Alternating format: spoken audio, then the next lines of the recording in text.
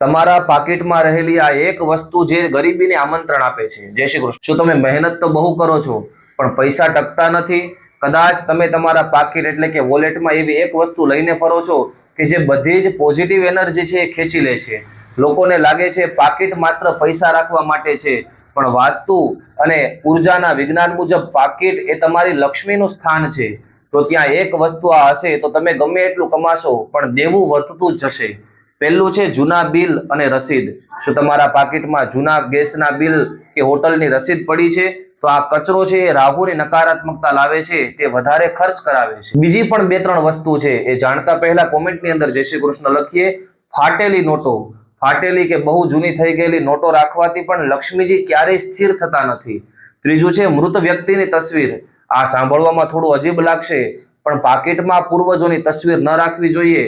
તે ભક્તિનું સ્થાન છે, વ્યવહારનું નહીં। તો શું રાખવું જોઈએ? માત્ર એક નાનકડો લાલ કાગળ જેના પર તમારી મનગમતી ઈચ્છા લખેલી હોય અને ચપટી ચોખા એટલે કે અક્ષત।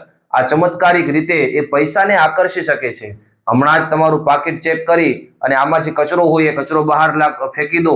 અને જો તમને આ વાત સાચી લાગી હોય તો કોમેન્ટની અંદર જય શ્રી કૃષ્ણ લખજો અને આવી જ જ્યોતિષીય માહિતી માટે આજે જ અમને ફોલો કરો। જય શ્રી કૃષ્ણ।